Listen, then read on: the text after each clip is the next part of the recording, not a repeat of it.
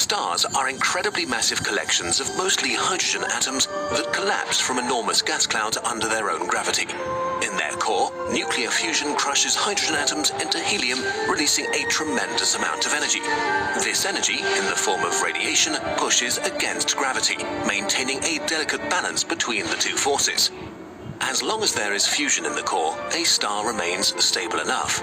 But for stars with way more mass than our own Sun, the heat and pressure at the core allow them to fuse heavier elements until they reach iron.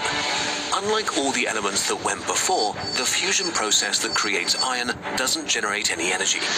Iron builds up at the center of the star until it reaches a critical amount, and the balance between radiation and gravity is suddenly broken. The core collapses. Within a fraction of a second, the star implodes, moving at about a quarter of the speed of light, feeding even more mass into the core. It's at this very moment that all the heavier elements in the universe are created as the star dies in a supernova explosion. This produces either a neutron star, or if the star is massive enough, the entire mass of the core collapses into a black hole. If you looked at a black hole, what you'd really be seeing is the event horizon. Anything that crosses the event horizon needs to be traveling faster than the speed of light to escape. In other words, it's impossible. So we just see a black sphere reflecting nothing. But if the event horizon is the black part, what is the whole part of the black hole? The singularity. We're not sure what it is exactly. A singularity may be infinitely dense, meaning all its mass is concentrated into a single point in space with no surface or volume, or something completely different. Right now, we just don't know. It's like a dividing by zero error. By the way, black holes do not suck things up like a vacuum cleaner. If we were to swap the Sun for an equally massive black hole, nothing much would change for Earth, except that we would freeze to death, of course. What would happen to you if you fell into a black hole? The experience of time is different around black holes. From the outside, you seem to slow down as you approach the event horizon, so time passes slower for you. At some point, you would appear to freeze in time, slowly turn red, and disappear. While from your perspective, you can watch the rest of the universe in fast forward, kind of like seeing into the future. Right now, we don't know what happens next, but we think it could be one of two things. One, you die a quick death. A black hole curves space so much that once you cross the event horizon, there is only one possible direction. You can take this literally. Inside the event horizon, you can only go in one direction. It's like being in a really tight alley that closes behind you after each step. The mass of a black hole is so concentrated, at some point even tiny distances of a few centimeters would mean that gravity acts with millions of times more force on different parts of your body.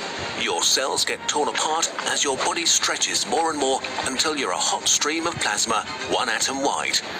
2, you die a very quick death. Very soon after you cross the event horizon, you would hit a firewall and be terminated in an instant. Neither of these options are particularly pleasant. How soon you would die depends on the mass of the black hole. A smaller black hole would kill you before you even entered its event horizon, while you probably could travel inside a supermassive black hole for quite a while. As a rule of thumb, the further away from the singularity you are, the longer you live. Black holes come in different sizes. There are stellar mass black holes with a few times the mass of the Sun and the diameter of an asteroid. And then there are these supermassive black holes which are found at the heart of every galaxy and have been feeding for billions of years. Currently, the largest supermassive black hole known is S50014 plus 81, 40 billion times the mass of our Sun.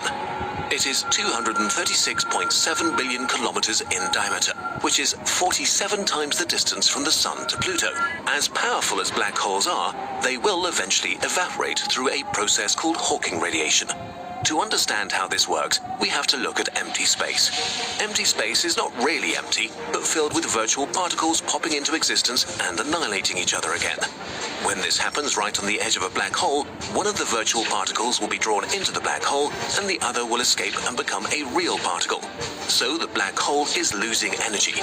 This happens incredibly slowly at first and gets faster as the black hole becomes smaller. When it arrives at the mass of a large asteroid, it's radiating at room temperature. When it has the mass of a mountain, it radiates with about the heat of our Sun, and in the last second of its life, the black hole radiates away with the energy of billions of nuclear bombs in a huge explosion. But this process is incredibly slow. The biggest black holes we know might take up to a googol years to evaporate.